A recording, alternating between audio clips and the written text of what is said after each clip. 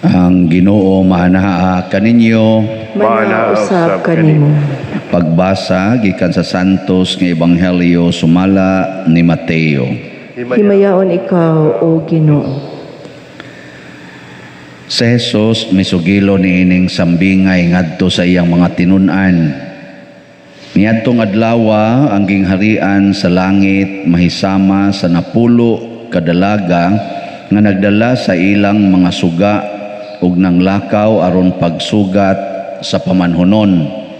Danghag ang 5 kanila ug maalamon ang laing 5. Ang mga danghag nagdala sa ilang mga suga apan wala sila magtagana pagdalaglana nga igdudugang. Samtang ang mga maalamon nagdalag mga sudlanan nga punog lana uban sa ilang mga suga. Ang pamanhunon nalangan pag-abot busa nagduka ug nakatulog ang mga dalaga. Tungang gabi nakadto sa dihang milanog ang usa ka singgit. Ani ana ang pamanhunon, dali kamo og sugata siya. Nang mata ang mga dalaga o giandam nila ang ilang mga suga. Unya ang mga danghag miingon sa mga maalamon, bahini kamig jutay sa inyong lana, kay hapit na mga palong ang among mga suga. Apan ang mga maalamon mitubag, ayaw kay dili na paigo ang lana alang kaninyo og kanamo. Lakat hinuon kamo sa tindahan og palit kamo og inyong magamit. Busa ang mga danghag nga dalaga milakaw aron pagpalit og lana, og sa wala na sila didto miabot ang pamanhunon.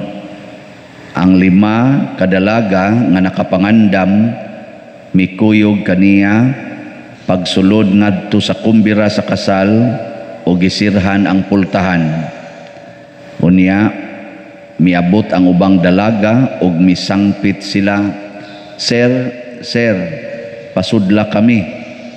Apan ang pamanhunon mitubag, wala ako makaila kaninyo. O gitapos ni Jesus ang sambingay sa pag-ingon, busa pagtukaw kamo kay wala kamo mahibalo sa adlaw o sa takna. Ang Ebanghelyo sa Ginoo. Daykon ikaw, O Kristo. Gasunod na ning atong Ebanghelyo gikan atong niaging adlaw, ang mga tema mao gyud ang pagpangandam. Musta man mo ron, andam na? Andam na mo? Di ba? Ngutana gani ko tubag, andam na dili pa. Mao na siya. Ngayon sa may atong andaman ang pag-abot sa Ginoo, ang pag-abot sa pamanhunon. Kitang simbahan, ang simbahan ba kitang katawhan gitawag taog asawa ni Kristo. Si Kristo gitawag og pamanhunon or bana sa simbahan, the bridegroom. Nya kitang simbahan, kitang katawhan nga niapas kalibutan, kita ang asawa. Unya karon sa atong ebanghelyo gipakita nga ang mga dalaga nga moapil aning kasal kinahanglan gidi ay nga dunay reserba nga lana. Ang way reserba nga lana dili ilhon sa pamanhunon. Nga naman di man musiga ang ilang suga. Kanang suga, ang meaning anang suga, di ba inig bunyag na may kandila no? Kana sa inig kasal nagyapoy kandila, inig misa nagyapoy kandila. Unsa may meaning ani? O kahayag, nga hayag man kaing lugar na patay suga babaw nganong magbutang pamanggita ni. Wa gid mo ayo na. Simbolo nis atong pagtuo. Ang kandila ba kanang magsigab sa ting adlaw magbunyag siga ang suga kandila kay simbolo na sa atong pagtuo sa Ginoo. Nya kini diing pagtuo kinahanglan ni siya reserve.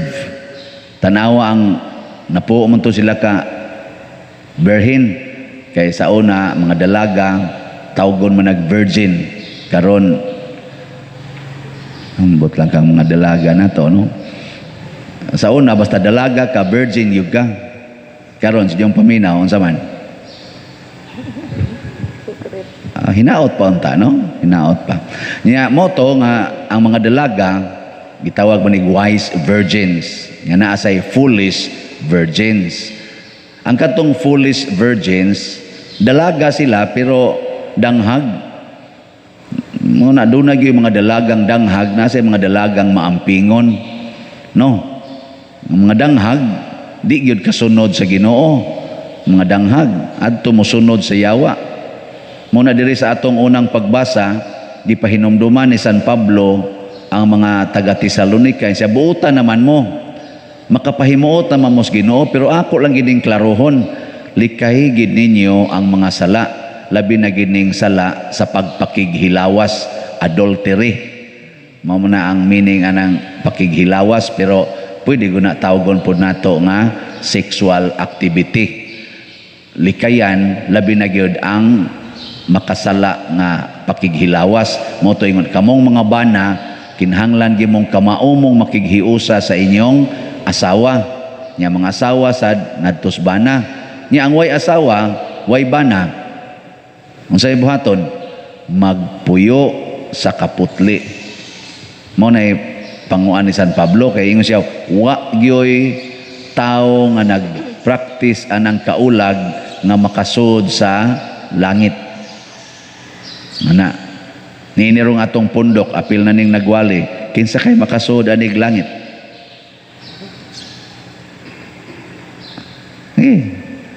isang kamo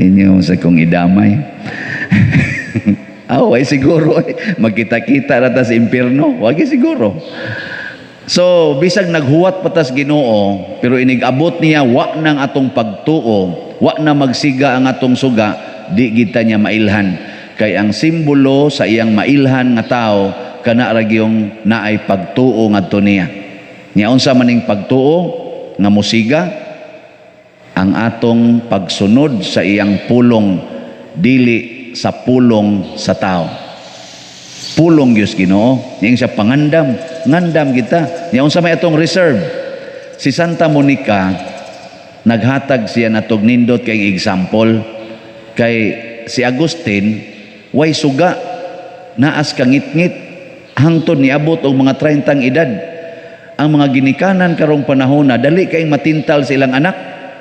Di ba? Dayog yaw-yaw, dayog kasaba. Inigyaw-yaw nimo, napakay pagtuos Ginoo. Apawong. Inig pangusi nimo sa imong anak, inig hapak nimo, kay imo kunong disiplinahon, napakay pagtuos Ginoo. Nagsunod pa kasi iyang pulo nga, paghigugmaay ka mo, wa na.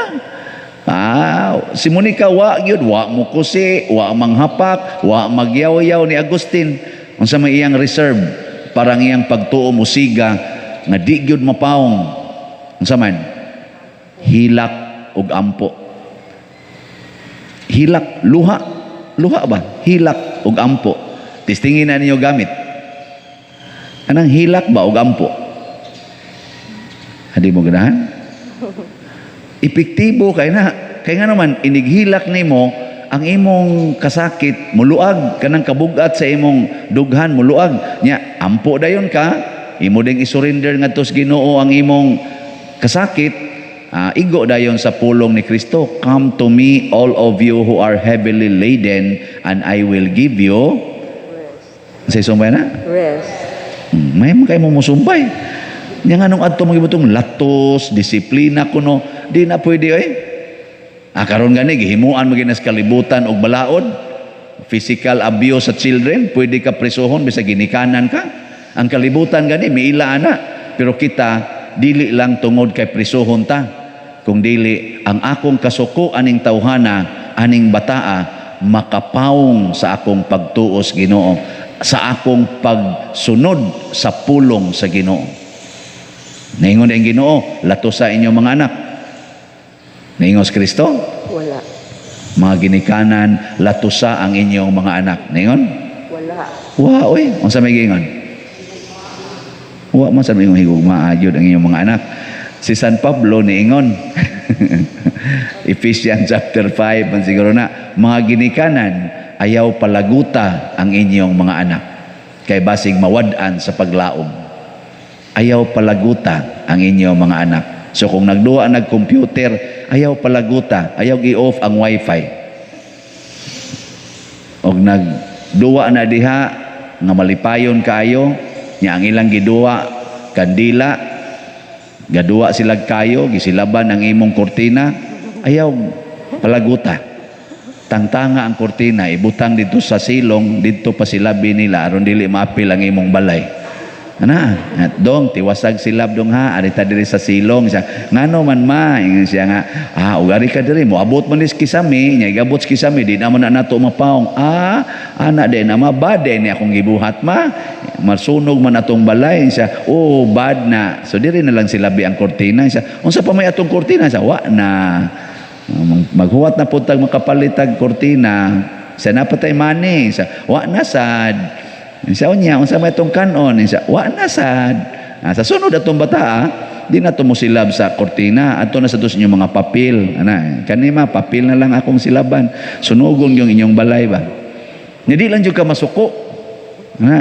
Imo lagi siyang, kay mapahong man imong pagtuo. Mao sa na ang pare, no? Ingon nato nga palit mo aning ato mga slots unya magduko-duko ra di gid moingon ang pare nahong ni mga tawhana ligaan di gid duko-duko lang di jud ko mo ana moingon ra gyud ko sige lang hilakan ta lang gini ampuan ta gini ana ato pabagaan ko ni akong tuhod magluhod ko dito mahurot na tanig kahalin ang slots Ginoo mahal nga birhen para rabanis pagtukod sa imong kapilinha or kapilya. Nay nangutanan nako, badir unsa man ang kapilinha? Ako ra basa wa sa ko kahibaw. Unsa man tinuod ning kapilinha no? Chapel man din na siya or oratory lugar wa chapel ba? O na Chapel of Our Lady of Fatima dili na siya dako nga church, chapel. Pero kanang chapela mas dako pa sa dani murag kaduhaon tingali ni ang lugar. Amora na yan chapel. Halin ka na, mahurot ka ni. Hilakan talang ni. Di lang kita suko-suko. Unay una ha, ayaw pag nga ang pagtuo. Nya unsa may reserve sa 10 virgins. Sa may ilang reserve, ang ilang lana. Unsa maning lana? Musiga ng lana dili. Nagsigawa. Wala. Ang lana ba nagsigawa? Wala. Wow, gakinahanglan na isang pabilo o na ni mo pasigaon. Pero ang lana lang gid mismo, di man na magsiga. So, unsa man na siyang wa magsiga nga naa nato?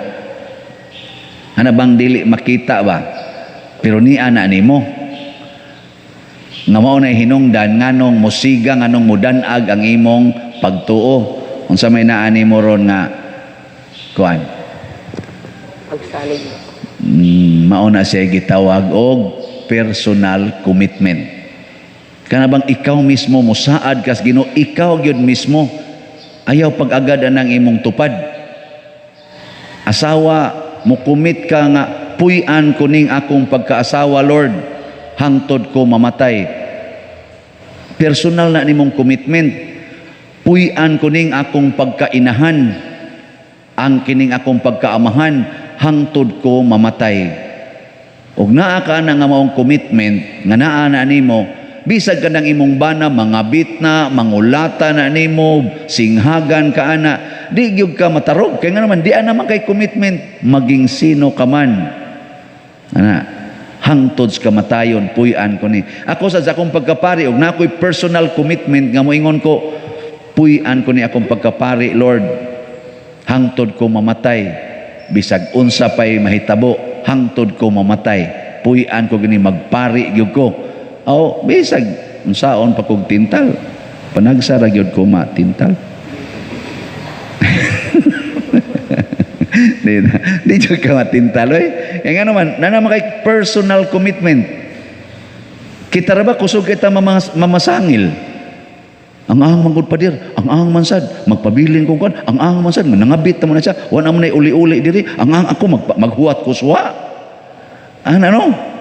Ang ahang mansad padir, ug di ka makapangasaba, nga purti mo sang siawa ni akong mga anak, di pwede padir ipamasangil ba?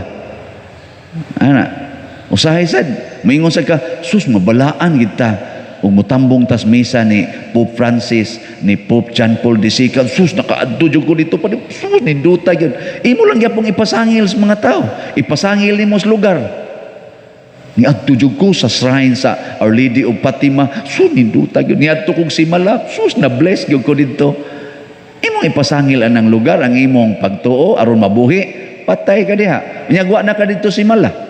Wa na ka dito sa kay na-close na ato ka di nakakatog Fatima, di nakakatog Lourdes, di na gani ka kasimba kay quarantine na sa dinhi. Unsa may tabo nimo? Magsigil ko, gimingaw na ko, mamatay jud ko ani, ma-stress jud ko kay wa na ko kasimba. Ana ra nimo di salig dili oy, ang personal commitment di anas kasing-kasing. Nay usa ka obispo dito sa China, gipriso siya kay tungod na belong sila sa underground church. Duha mo nakabuk ila, underground church o patriotic church. Ang underground church moto ang connected sa Rome, ang patriotic connected sa government. Ana, gipriso siya. Awa gyud kay misa didto. Unsa may imong misa nga wa manggibutang bisag gamay nga symbol sa Catholicism. Pero kada adlaw siya magmisa. Kada adlaw siya magmisa. Oh. Giunsam to niya ang iyang banquet diya sa iyang kasing-kasing. Siya, Lord, gideprive ko sa external symbols of the Eucharist, pero niya ka sa kong kasing-kasing balik-balikon ti kaghalad sa misa. Ano bang gitawag bag virtual? Hilig na biataron ana virtual. Text good. Himo magay na sa atong communication, Ginoo pa ba dili pwede. Nya karon kay naman siya deacon nga 5 na katuig nga wa gyud maordin pagkapari. Ningadto ang deacon kay magpa-ordin. Nasuod naman sa niya mga guards, anangaon sila. Wa na kanang hapa-hapa, wa na. Gimbitar po nila ang mga guards nga mga nagbantay, mga sundao, ngaon sila dito. Nya ang katong dikon kaila mami ato nipunit ko no siya sa kanabang naman nila murag siupaw no ana so pagpunit niya dito ang obispo ni pikas og siupaw siya reverend kanila imo siya bishop di naman ko siya this is different mo na to ilang Eucharist ang pagpikas og na-ordain siya pinaagi ato di mamumto dili lagi nas kasing-kasing dili na itabo mo na idiguli ni mos balay ayaw isalig ang imong pagtuo ngadto sa imong bana, ayaw isalig diha sa imong kasing-kasing, diha puy ang imong pagtuo. Kung ang imong bana animal na gyud kayo, ay pag-ingon nga kinsa man say dili matakdan ana, patakdi siya sa imong pagtuo, dili kay ang iyang ka-animal mo mutakod nimo, di ba? Mo na gibuhat nimo nika love tinakdan na ita ani. Ang iyasang banab, pagano sad, sikad-sikaran pa siya makita ang nagrosaryo. Sige lang yung gampo. Ang resulta, ang iyang bana, nahimong Katoliko. Ang sunod, si Agustin, nahimong Katoliko. Takdan yun na dugay. Tinakdan na ita. Pragodan ng kandila agad. Ang kandila ba, magsiga. Iduol ni mo ang papel. Kinsa may matakdan? Ang papel, masunog. Pero ihapak ang papel, Yan ba, ihapak ba? Unsa may mahitabo? Paong ang kandila, pero idool. Maura sana siya, imong anak, buangon kayo. Dool. Ay, hapak ka. Mapaong man. Dool. Sikit ba? Sa sigin yung sikit-sikit. Basta lagi, matakdan gina. Kana kung na kay personal commitment. So ayo, sikit sa pare. Sikit, pare ba? Sige yun, bisag asang pare. Ato yun, ato siyang kwarto, ato yun. Tanawa, di ba? Takdan juga liwat gus pare ini gawas magtako doy Basta musikit pero maghinapakay tadi mo takon mga bunog ta. Muna ang katong danghag nga mga virgins wa kasod kay ngano man gisalig nila ang ilang pagtuo sa ilang kuyog. Gaimi bi, gaimi na inyong lana bi. Sa dili pwede mahurot sa ding amo, di na paigo. Pangita lang mo dito sa gawas. Mo to nang gawas sila kay mangitag supply sa lana. Oh, wa na. Pagbalik nila, wa na. Di na sila kasod. Kay gisalig man nila sila sa kitaw. Ingon, naabita, kadabit ag lana, mga buangon ba? Ngayo lang niya tana. Buta na uban ko ng mga bana. Ayan, nimbata. Ingon dahi bana. Ay, ampo lang ko nga to dahi. Iapi lang ko. Sing hapyod manok. Nga to lang. Siging inom. Ay, api lang ko ampo ha. Ay, lasa ko simba. Patay ka diha. Ang pare sa ingon, iampo lang ko ninyo ha. Malangit ko. Kining kulikta, ako lang ni. Inyo ampo lang. Apatay na pareha. Wag na ipagtuo. Pero kita gyud personal commitment. Puy-an ko ni ang akong gituuhan nga mo'y sugo sa Ginoo. Gisugo man kong magpakainahan, matud pang Santa Monica, hangtod ko mamatay, inahan ko aning akong anak. Ang inahan, mupangga, muatiman sa anak, dili magsigig pangusi, dili magsigig panghapak. Diri sa imong tiyan, wadyo ka manghapak sa imong anak, iniglihok-lihok, kay mo busog-busog man, di ka hilom, pagpuyo ba di ka ba? Di ka, magana-ana ra ka, hinahinayon ra na ni mong gunit. Nya kung ang imong anak murag ganig mo aksyon o ganang mo spotting ka kay murag ma-aksyon sa kahog unsa may buhaton sa inahan. Di mo panggunit yung buanga ka. Dili ay muhigda, bed rest. Kay atimanon gyud ang anak, di gyud pasakitan, dili gyud dagmalan. Gani di naman mo magsulob anang piting kaayong kanang hugot, duster aron dili siya mapiit. Nganong inigawas inyo namang lubagon ang dunggan. Anong inyo namang hapakon tubag kay nawa ng inyong pagtuo nga kanang bataa hinatag sa Dios, gasa sa Dios, presensya sa Dios. Di ba? Wagid mo sanong-sanong. Sige na. Nindog na ta. Mga igsuon, sang pito nato karon si Kristo ang manluluwa sa kalibutan ug kanatong tanan uban sa mapaubsanon ug mahinulsulon nga kasing-kasing moingon kita kaluy kami Ginoo. Kaluy kami Ginoo. Nga ang namunuan sa atong simbahan, maalamon sa paghimo og mga lagda para sa kaluwasan sa tanan, magampo kita sa Ginoo. Kaluy kami Ginoo. Nga ang namunuan sa atong nasod, maningkamot sa pagkabot sa tiunay nga kalinaw ug kahiusa, magampo kita sa Ginoo. Kaluy kami Ginoo. Nga ang mga masakiton nga natapta niining COVID-19, makabato na og hingpit nga kaayuhan, magampo kita sa Ginoo. Kaluy kami Ginoo. Nga ang mga nag-alagad sa mga masakiton ug ubang hutong sa katilingban, makabaton kanunay og grasya sa paglahutay ug nga mapanalipdan sila, magampo kita sa Ginoo. Kaluy kami Ginoo. Nga sa atong pagsaulog sa 500 years of Christianity, magmalampuson unta ang tanan nga kalihukan, labi na sa mga parokya ug atong mapalawman ang atong pagtuo ug paglaom. Isip mga binunyagan, magampo kita sa Ginoo. Kaluy kami Ginoo. Nga ang sulugoon sa Dios, Teofilo Kamomot, Obispo, mabayaw na sa kadungganan sa altar, magampo kita sa Ginoo. Kaluy kami Ginoo. Alang sa mga proyekto dinhi sa atong simbahan nga pinaagi sa pangama o paggiya ni San Vicente Ferrer, magmalampuson ug mahumanunta sumala sa atong mga giplano o gipangandoy, magampo kita sa Ginoo. Kaluy kami Ginoo. Alang sa tanang mga benefactors ug donors sa atong simbahan nga mihatag og finansyal ug lain-laing hinabang ug alang sa mga nagtrabaho dinhi sa atong mga proyekto nga hatagan unta sila sa Ginoo ug daghan pang mga grasya sa ilang kinabuhi, malikay sila sa kadautan ug mulampos unta ang tanan nilang mga paningkamot, magampo kita sa Ginoo. Kaluy kami Ginoo. Nga ang tanang nangamatay makakita na sa kahayag sa panagway ni Jesus, magampo kita sa Ginoo. Kaluy kami Ginoo. Wamahan pataling hugi ug dawata ang amo mga pangamuyo nga gituboy namo diha sa gugmag pagtuo pinaagi sa pangama ni Santa Monica, pinaagi ni Kristo nga among Ginoo. Amen.